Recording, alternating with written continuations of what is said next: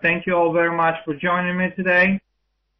My name is Ilian Yotov. I'm familiar to many traders as the creator of the Quarters Theory, and also I'm the founder of two websites, allthingsforex.com and tradertape.com. Would like to also invite you to listen to my daily All Things Forex broadcast, available on allthingsforex.com, and also is being published on fxstreet.com. And speaking about fxstreet.com, I would like to thank our friends at FX Street for putting together these. Make sure to check it out as well.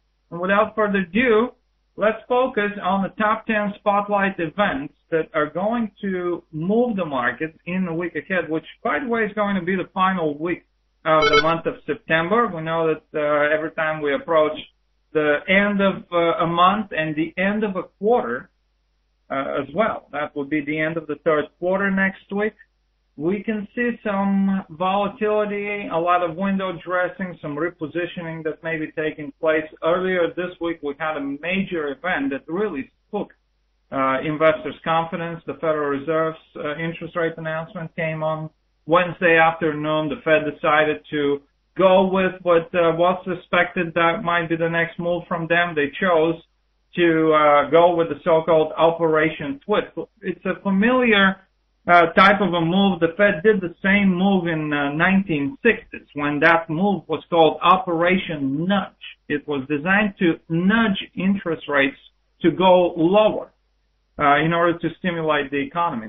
This time around, the Fed announced Operation Twist, which means that the Fed is going to sell $400 billion from their holdings of short-term U.S. government debt, which are maturities in 3 years or sooner, 3 years or less. The Fed is going to use that $400 billion of the sale of the shorter-term maturities U.S. government debt, and is going to turn around in the Operation Twist and buy longer-term maturity bonds of 6 up to 30 years. The Fed said that the shift is going to be completed by June of 2012. So it's almost a full year of an operation. The Fed also said that they're going to reinvest maturing home loan debt into mortgage-backed securities instead of treasuries in order to help the housing market. The action, according to the Federal Open Market Committee, quote, should put downward pressure on longer-term interest rates and help make broader financial conditions more accommodative. So this is the kind of announcement that we saw from the Fed. The Fed did refrain from the policy of quantitative easing, the so-called QE number 3, or another round of quantitative easing, which the markets did not really like. Equities sold off. There's a lot of doubt that the Fed's Operation Twist is going to have a significant impact on improving economic conditions and especially the labor market. It's going to more than likely keep interest rates low, but that, according to experts, is not the reason why the labor market is not recovering. It's not the reason why the housing market, which is closely related to the labor market as well, are not recovering. So after the Fed announcement is now behind us, the main, I think, focus of the market next week is going to possibly shift, in my opinion, from being mostly focused on the Fed announcement and what that's going to mean for the U.S. dollar back to the problems in the Eurozone. In other words, back to the euro. So do not be surprised if the focus next week falls mainly on the euro, the debt crisis in the Eurozone, the slowdown in the Eurozone economy. As I have said several weeks ago, ahead of the European Central Bank interest rate announcement, the market beginning to price in even more aggressively expectations that the European Central Bank is now one step closer to actually cutting interest rates rather than what the market was expecting. All the way up until early August, the market was pricing in another third interest rate hike by the European Central Bank in 2011. So there's a few factors now that are coming into play that are weighing on the euro as expected. That's more dovish stance by the European Central Bank. Obviously, I explained weeks ago that slowing economic growth and economic activity in the Eurozone, coupled with subsiding inflationary pressures, is not going to be the kind of environment that makes it conditions necessary for the European Central Bank to continue to hike interest rates. Moreover, if further deterioration occurs in the Eurozone economy, if there's further concerns that the crisis from Greece is going to spread into the larger countries and economies in the Eurozone, and we're going to see the contagion from the Greek debt crisis, and then if we also see inflationary pressures subsiding, then those are the factors, coupled with, of course, risk aversion and investor sentiment taking a turn for the worse. Those could be the main factors for further euro weakness. And the very first spotlight event that I have chosen for next week is the German IFO Institute Business Climate and Expectations Index. Now, we noted last week that the ZEW sentiment was going to more than likely be much worse than it was in the previous month, and it was, although it was a little bit better than a consensus forecast. The ZEW Business Investor Sentiment Index is a leading indicator of the IFO index, which is due on Monday at 4 a.m. Eastern Time. So as far as the IFO index, we could see another decline in that index as well, with a reading of 106.9 compared with 108.7. I actually would not be surprised if that IFO index came even low on Monday morning.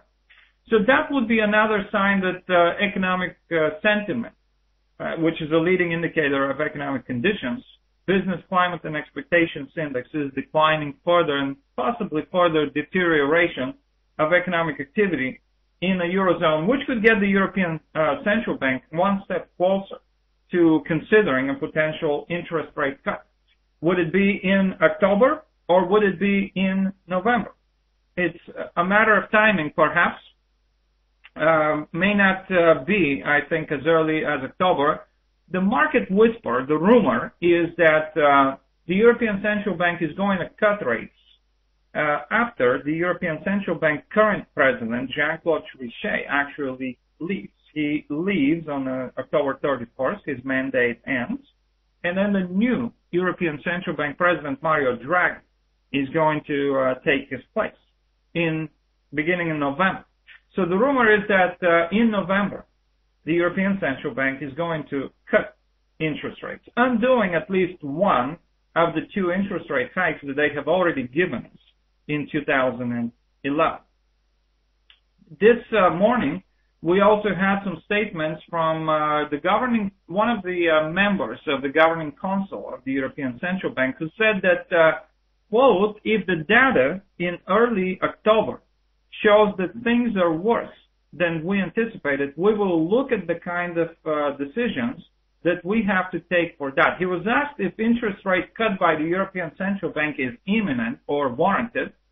He said that the European Central Bank has never ruled out things beforehand, which, in my opinion, means that at least this governing council member of the European Central Bank is warming up to the idea of an interest rate cut by the European Central Bank. So, as I have said weeks ago, the market could continue to price in these expectations of a European Central Bank interest rate cut that may be coming in the next month or two.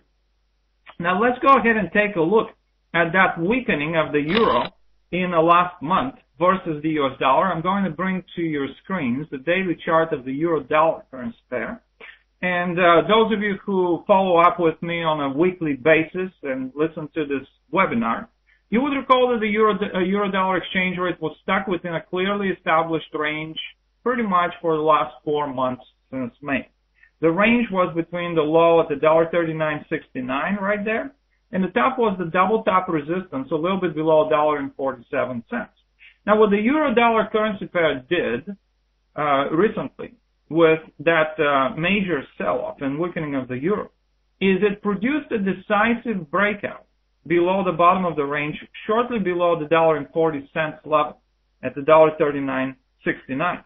That, of course, led to the euro-dollar pair to then challenge not only the break below the bottom of that range, but also to challenge the support level at the $1.3837, which was a major support level established in July.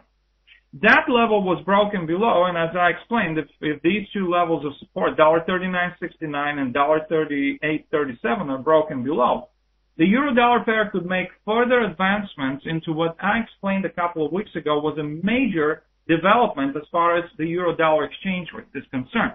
At least a major development in my quarters theory methodology. In my book, The Quarters Theory, I explain the phenomenon which I call the 1,000 pip range transitions, which are major developments that have a significant impact on the future fate of a currency pair exchange rate.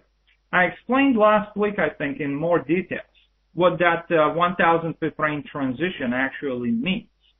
That means that the market no longer feels that it is justified that the euro-dollar exchange rate should be into the $40s, between the 1,000 pip range of defined by the two major large quarter points, or major whole numbers as I call them, $1.40 and $1.50. Of course, that in terms of that's a 10-cent range.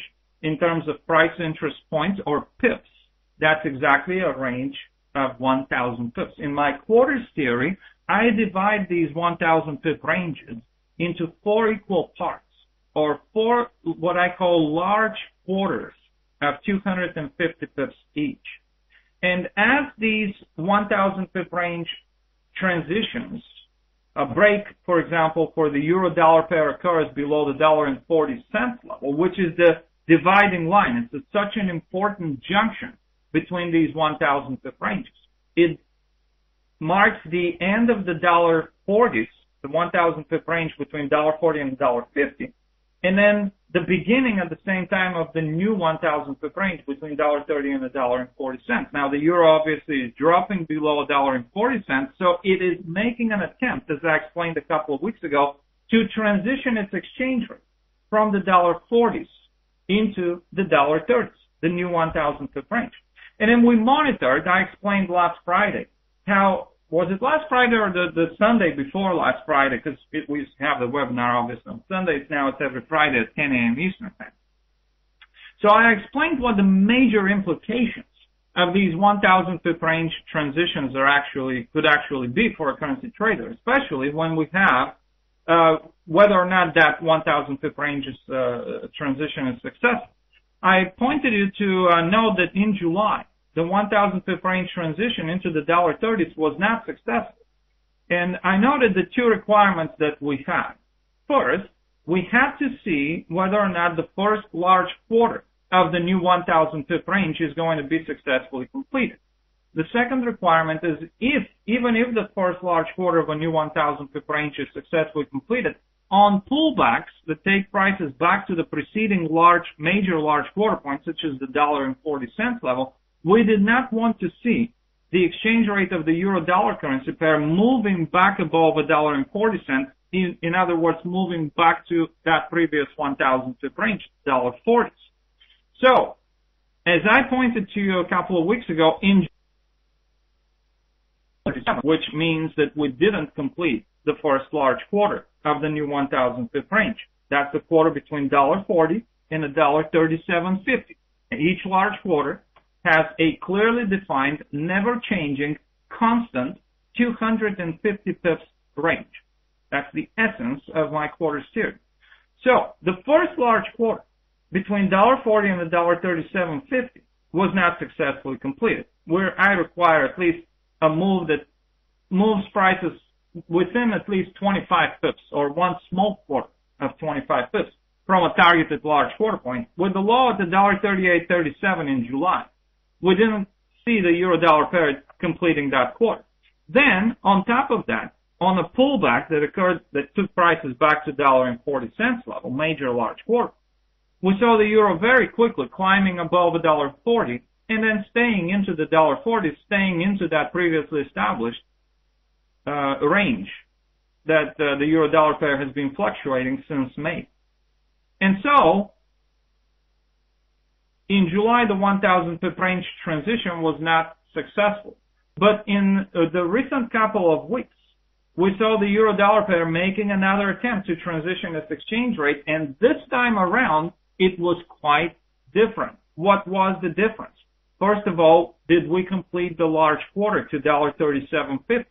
Yes, we did. Not only did we complete the large quarter, the first large quarter of 250 pips of that new 1,000 pip range, but we also completed the next large quarter to $1.35 from $37.50 to $1.35.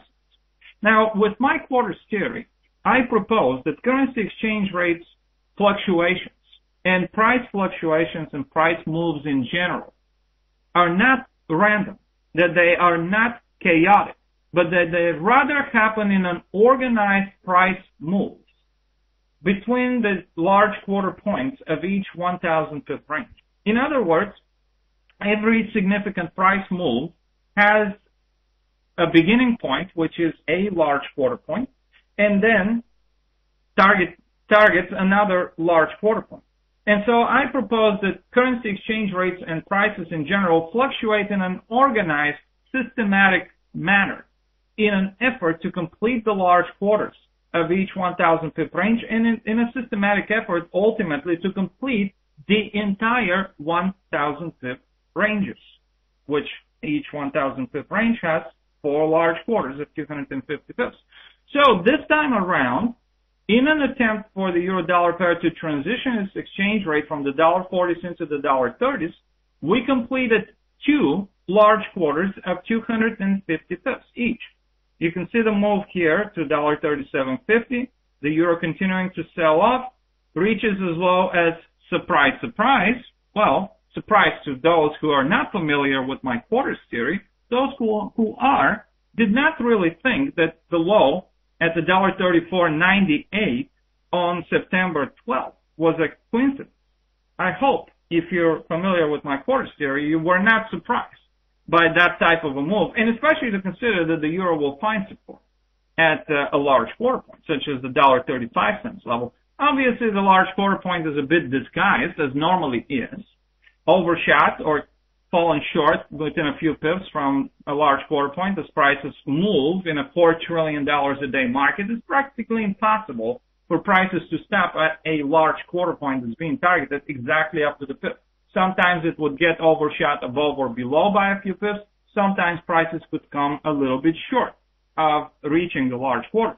That is why we focus on that 25 pip range from a targeted large quarter point in order to see whether a large quarter has been successfully completed. And if prices were to reach within at least 25 pips from a targeted large quarter point, then we consider the large quarter completed. So the move to $1.35 did not really seem as too chaotic and too random, is it? It seems to me that it was more of an organized, fluid price move. Large quarter completion from $40 to $37.50, and then another large quarter completed from $37.50 to $1.35.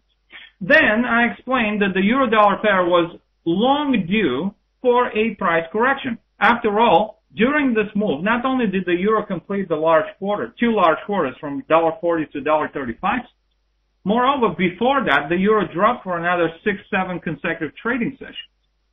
It has dropped from as high as $45.48 on the 29th of August to the lows at the $34.98. That's more than 1,050 pips and 10 consecutive trading days of a euro sell-off without any significant price correction.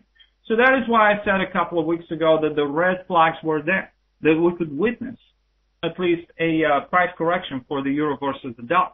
On that price correction, I also explained that on the way up, the euro could begin to work on a quarter between $1.35 to $37.50, and then because of the resistance levels sitting above $37.50, those previous support levels, remember them? $38.37 and then $39.69. I said if $37.50 is broken, we could challenge $38.37. And if we break above $38.37, we could get to challenge the bottom of the previous range at the $39.69. So during the price correction, I also explained that this is going to be consistent with anywhere between 38.2 to 50, up to 50% perfect Fibonacci retracement of that entire more than 1,000 pips of a decline of a move in the previous 10 days for the euro versus dollar. So the euro corrected some of its losses. It reached as high as $1.3936. It stayed below the support at the $39.69.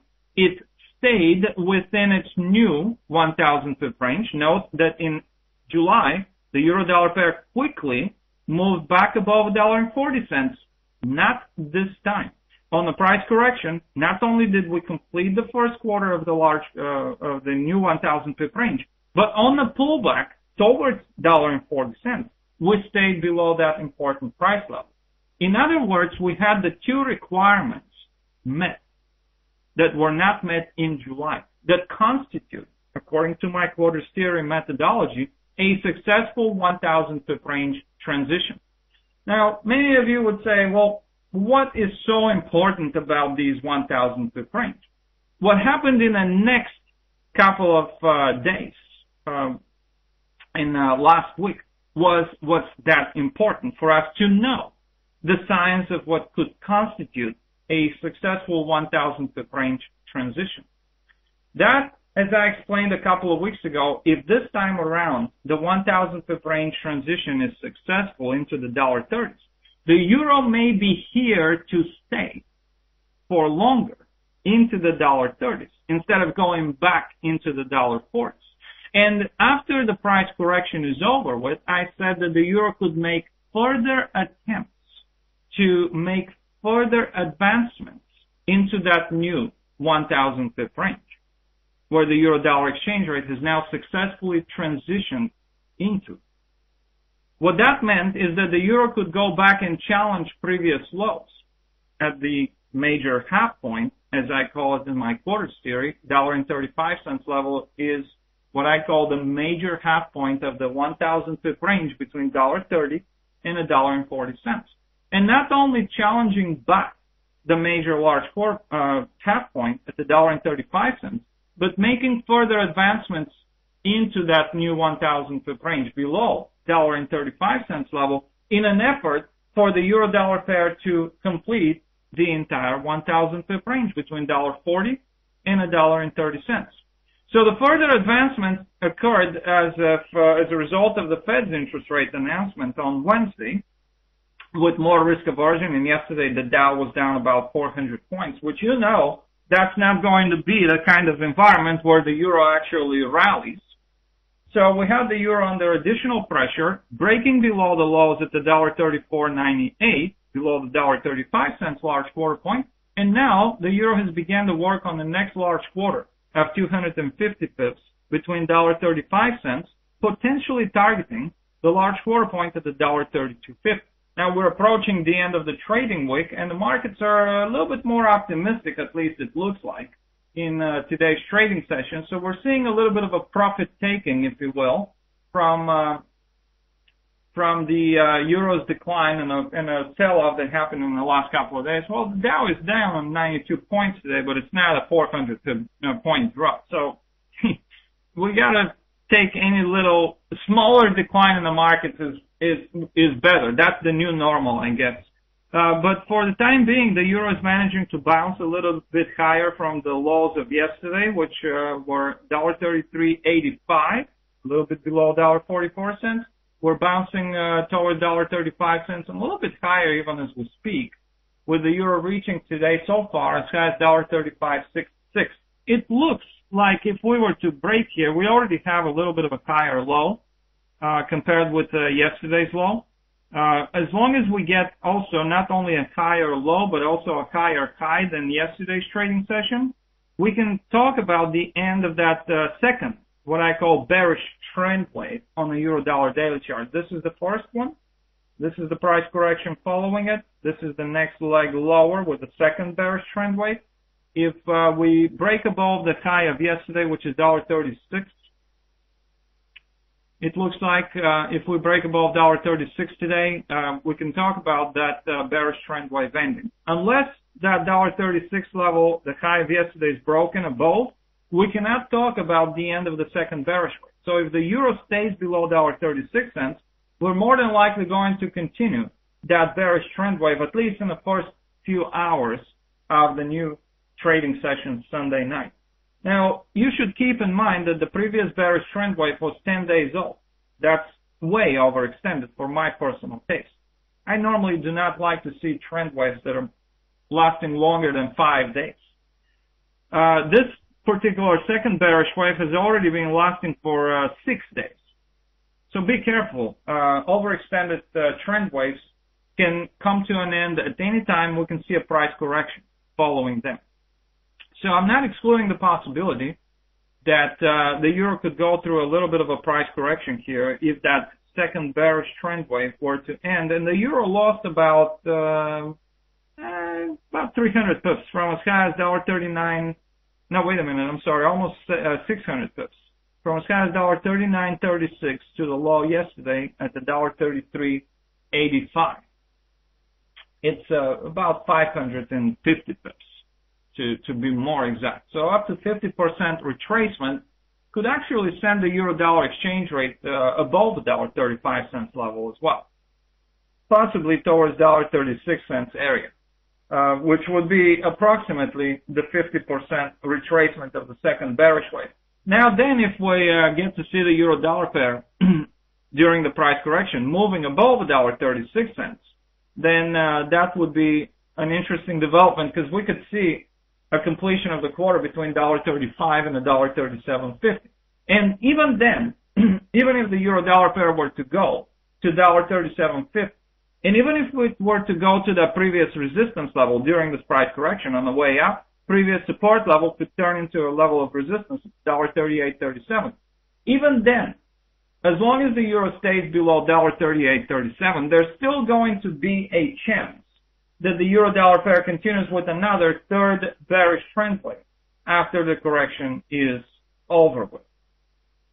So I'm not excluding the possibility for the euro decline to continue if the euro stays below these previous support levels that could now on the way up turn as important levels of resistance. Now next week from the Eurozone, and let's go back to the list of events, we said that the German IFO Institute Index is going to be the first event from the Eurozone. Later on in the week, I will show you a couple of more important economic reports that will be coming from the Eurozone. In the meantime, we're going to see a strong sequence of U.S. economic data, and I'm using the word strong not because I'm expecting the data to be strong, because of the importance of the economic reports. The first of the U.S. events is going to be the second part of the housing market data that started last week with the housing starts, which were not very good. And as you know, the existing home sales were not very impressive either. Earlier this week, we saw housing starts lower than expected. We also saw the existing home sales reaching 5 million, a little bit better than the consensus forecast, but still far away from convincing investors that there's a significant improvement in the U.S. housing market. Well, the new home sales on Monday are expected to be a little bit lower than they were in July. For August, the new home sales are expected to show a reading of 295,000. 295,000 compared with 298,000 in July. So we may not have a very strong housing new home sales report next Monday. Then on Tuesday, we're going to see the U.S. Consumer Confidence Index, which might be a little bit higher. I'm surprised that it might be a little bit higher for September. Reuters consensus forecast puts the September Consumer Confidence Index at 46, compared with a reading of 44.5 in the month of August. Surprisingly, we also saw the Consumer Sentiment Index coming a little bit better than expected last Friday. So next Friday, we'll see the revision. That will be the final of the top 10 events for next week. So with the Fed choosing Operation Twist as a preferred tool to stimulate the economy, the market was really spooked by the fact that the Fed gave us a very dire outlook on the economy and said that the slowdown could last for years. That's one of the major reasons, along with pessimism about how effective that Operation Twist is going to be to stimulate the economy. Those are the main reasons why investors continue to be unconvinced that the Fed actions are going to stimulate the economy significantly. So the big question with that in mind throughout next week when we look at the U.S. economic data, I think will be, can we start seeing some signs of maybe cautiously optimistic economic reports that might instill some cautious optimism amongst investors to somewhat improve investor sentiment? Or is the data throughout next week from the United States and from around the world as well, from other major economies, going to be confirming what we already know, and that is that a big slowdown and a possible double dip might be in the cards for the near term. That's going to be the focus when it comes to the U.S. economic report. So the consumer confidence index is expected to bounce a little bit higher. Unfortunately, the next important U.S. economic report, the durable goods orders on Wednesday morning, is expected to be very disappointing. The August durable goods are forecast to drop by 0.5% month over month. This is going to be a significant decline from the 4.1% month over month increase in July. So that would be a weak economic report, it looks like, from the United States. Then on Thursday, one of the main events next week is going to bring us the U.S. gross domestic product. Now, this is the gross domestic product, many of you know, is the main measure of economic activity and growth. The U.S. economy is the world's largest economy, so it's very important for the markets and for the rest of the world's economy that the U.S. economy does well. Well, unfortunately, we cannot say that for the second quarter of 2011. For the U.S. economy, previous estimates were 1% only, quarter over annual growth. Now, we might see a bit of an upward revision, however, with the GDP report on, that is the final reading. GDP reports normally have 3 readings. The first one is the preliminary estimate, then we have the revised estimate in the following month, and then at the end, by the end of the current quarter, we get to see the final reading for the previous quarter GDP growth. So as we're wrapping up next week, the end of the third quarter, we're going to see the final reading for the second quarter GDP numbers for the United States economy. And as I said earlier, consensus forecasts are expecting a little bit of an upward revision from 1% to 1.2%. Could that instill some cautious optimism? No, I have my doubts because we already know that the U.S. economy grew, whether it was 1 or 1.2%, that's a significantly slower economic growth than the first quarter of 2011, and also even more significantly lower than the fourth quarter of 2010. But maybe, just maybe, in the new normal, an upward revision of the GDP might give some hopes to some investors out there. Then also on Thursday, we're going to see a big event, in my opinion, that's going to come from Germany. Many of you are familiar that in July, the European officials proposed changes to the so-called EFSF, stands for European Financial Stability Facility. This is the so-called bailout fund to help the debt-ridden, troubled nations in the Eurozone. Now, next Thursday, the German parliament, the Bundestag, is going to vote on the changes, to approve the changes to the European Financial Stability Fund. Now, what are the changes? So far, the European Financial Stability Facility Fund is only allowed to sell bonds to fund the rescue efforts and the loans for cash-strapped governments, such as, for example, Greece. The proposal in July, which has to be now approved by all the 17 members of the Eurozone, all the individual sovereign countries within the Eurozone, their parliaments have to approve the changes to EFSF. So now the changes are to allow EFSF, the bailout fund, to start buying the debt of the stressed euro area governments, and also to help the troubled banks, financial institutions, and offer credit lines as well. So instead of just selling bonds in order to fund the rescue loans for bailouts, now the proposal is to allow that fund to start buying the debt of the troubled nations and governments, and also to help the banks.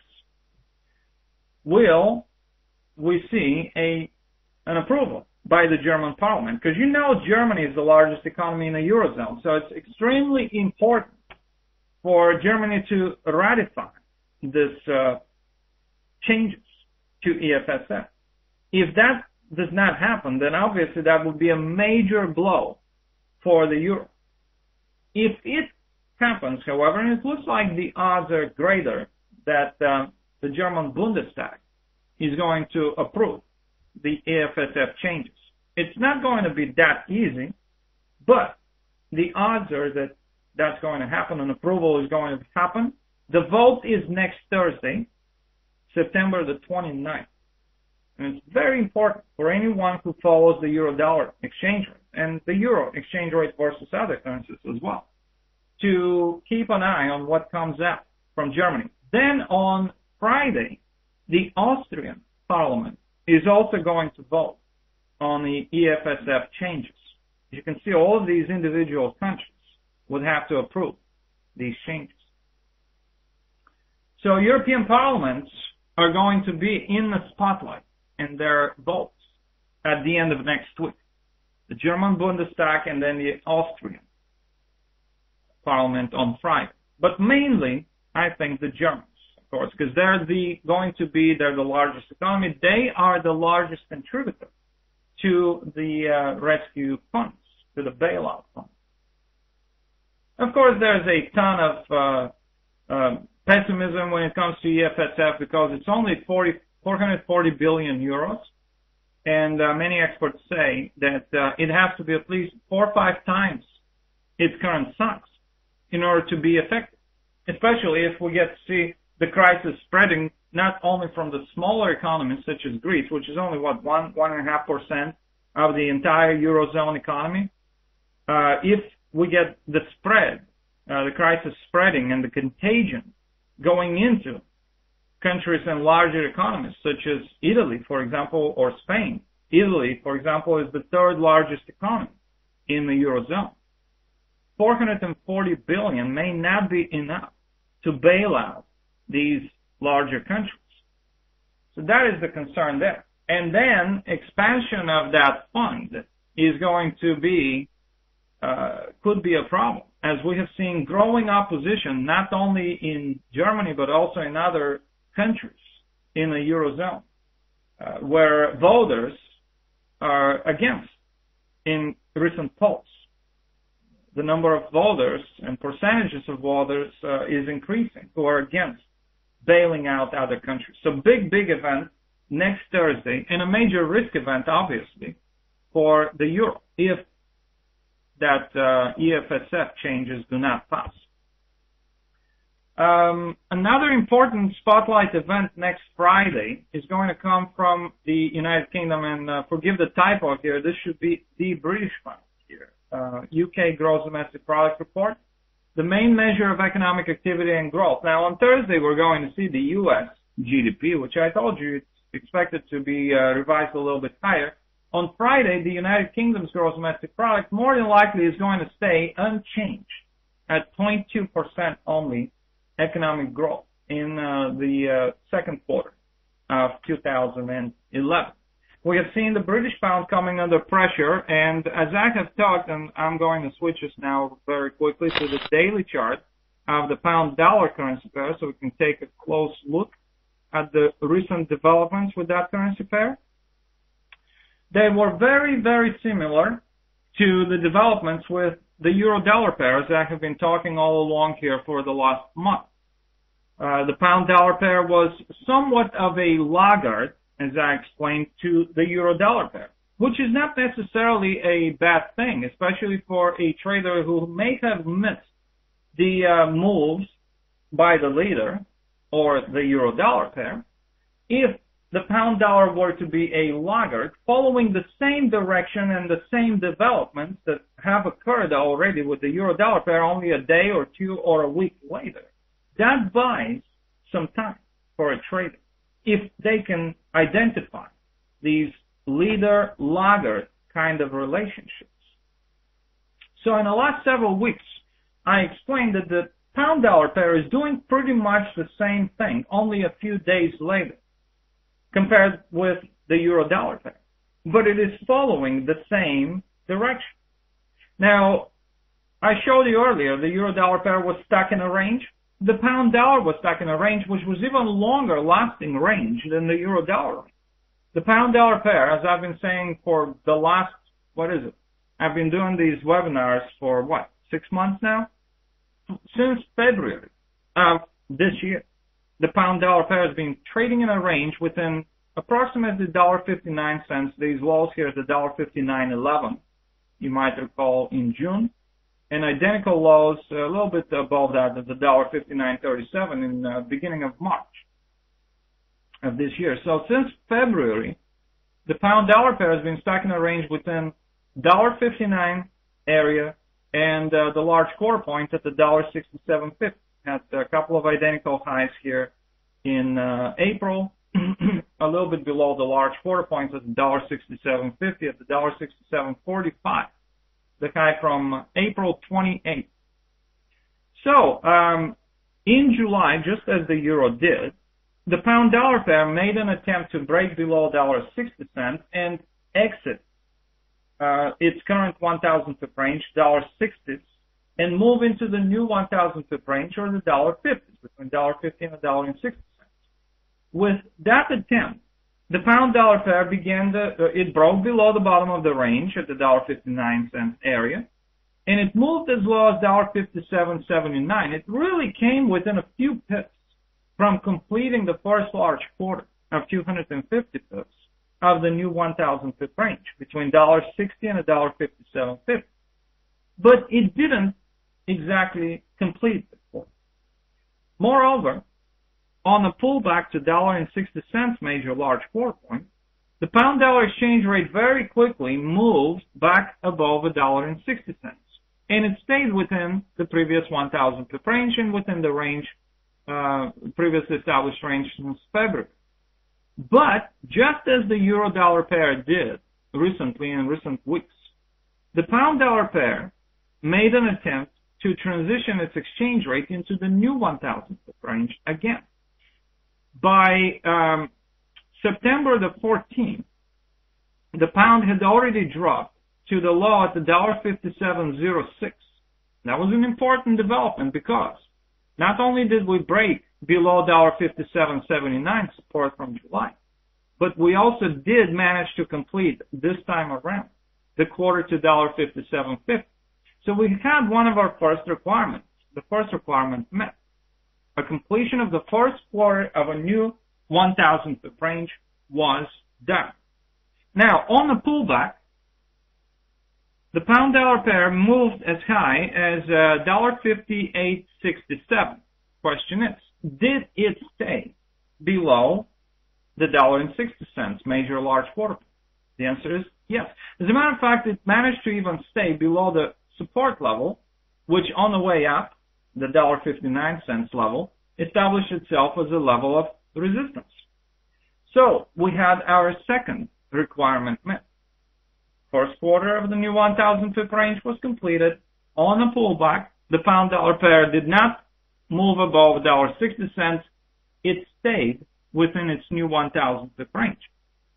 And then, as a result of the 1,000 pip range transition confirming itself as successful, the pound-dollar pair began to make further advancements into that new 1,000 pip range, following the footsteps of the euro-dollar pair, which has already moved before that to the major half point of its 1,000 pip range, which was $1.35 for the euro-dollar pair.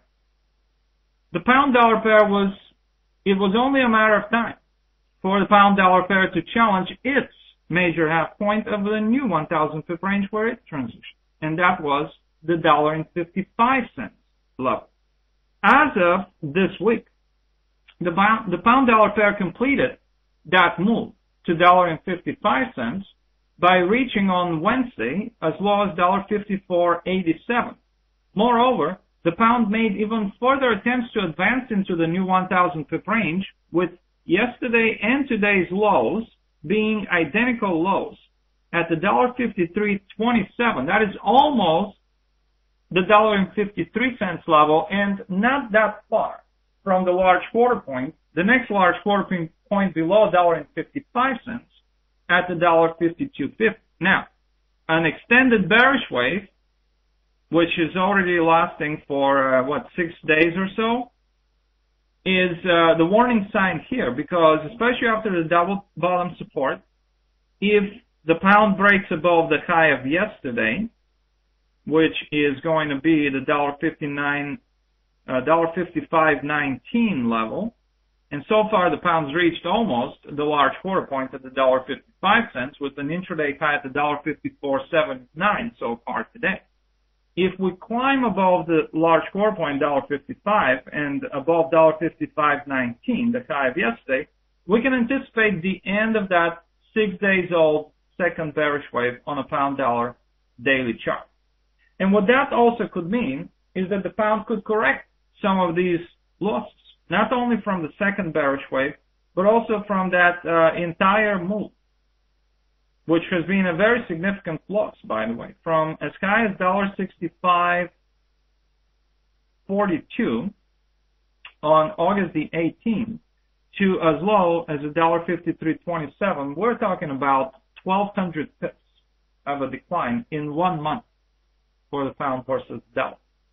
So up to 50% retracement of these 1,200 pips of losses, if the market decides to go with a larger price correction, could mean that the pound could bounce up by 600 pips.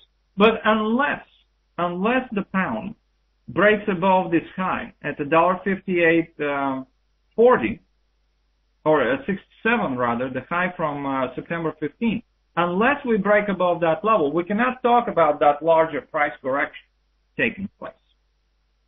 So as long as the pound stays below $1.5867, there's still going to be a chance that further weakness could come in a way of a third wave lower for the pound versus the dollar.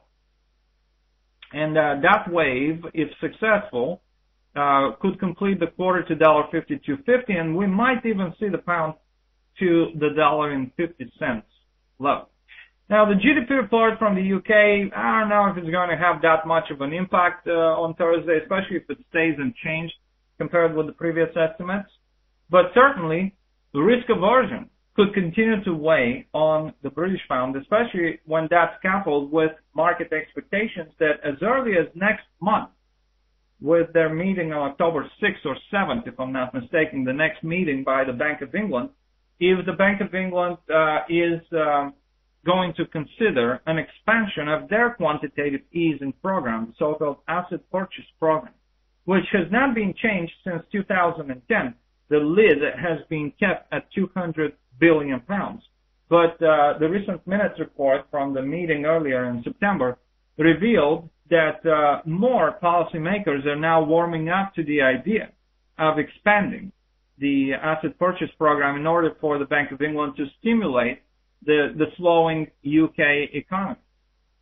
And if that is what the market continues to price in, more quantitative easing from the Bank of England, coupled with risk aversion, those are two major risk factors for the British pound that could cause further pound weakness after a little price correction is over with. Continuing forward with the important economic reports for next week, after the United Kingdom's GDP report on Friday morning, we're going to see the Eurozone Harmonized Index of Consumer Prices. That's the main measure of inflation preferred by the European Central Bank. The consensus forecast is for inflationary pressures to stay at the 2.5% year-over-year level in the month of August, or rather September, I'm sorry. That means that for 3 months, July, August, and September, inflationary pressures would not be rising in the Eurozone. They are staying at 2.5% for the last 3 months. What does that mean? Well, I said it earlier. Slowing economic growth in a Eurozone coupled with subsiding inflationary pressures are not going to be the environment that forces the European Central Bank to hike interest rates further. So that could be the reminder that we get that inflationary pressures are subsiding from the Eurozone next Friday at 5 a.m. Eastern Time.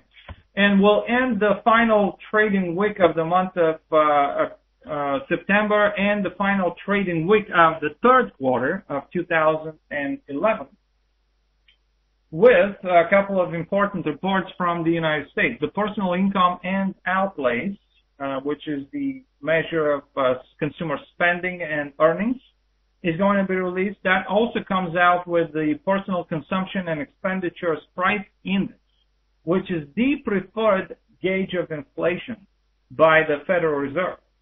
It's not the consumer price index. It is the PCE price index.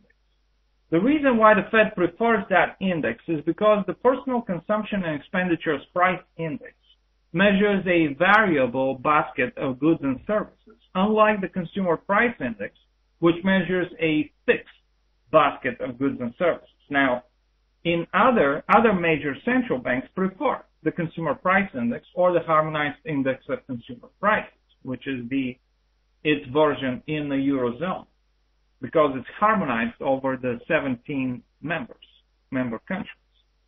With the Federal Reserve, it's a bit different. The CPI index is important, but the personal consumption and expenditures price index is even more important, preferred by the Federal Reserve.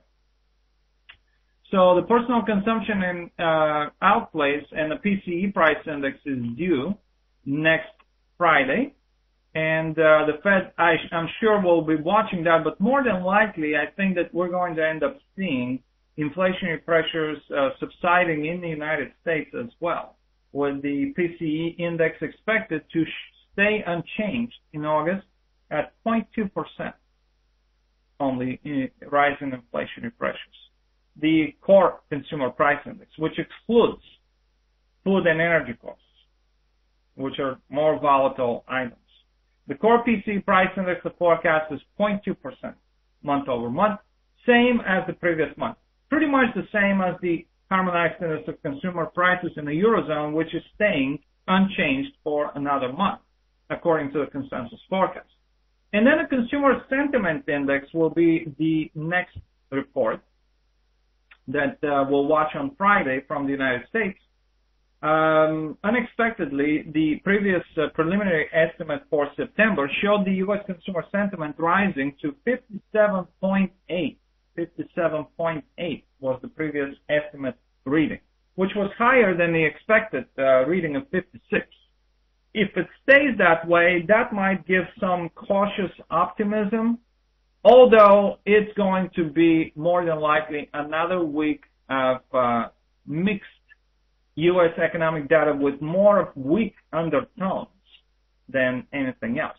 And on top of that, do not forget on Friday the Austrian Parliament's vote on EFSF, the European Financial Stability Facility, which is another important event to watch on Friday.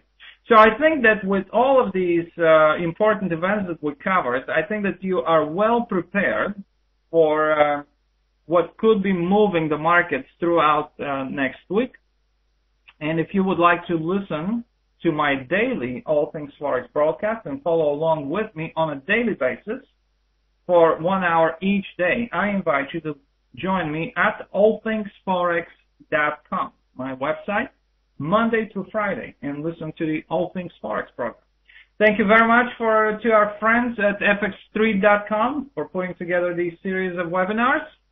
Thank you very much for attending. Great attendance today. Thank you all so much for joining me. Have a great day and a great weekend. And I look forward to seeing you again next Friday at 10 a.m. Eastern Time.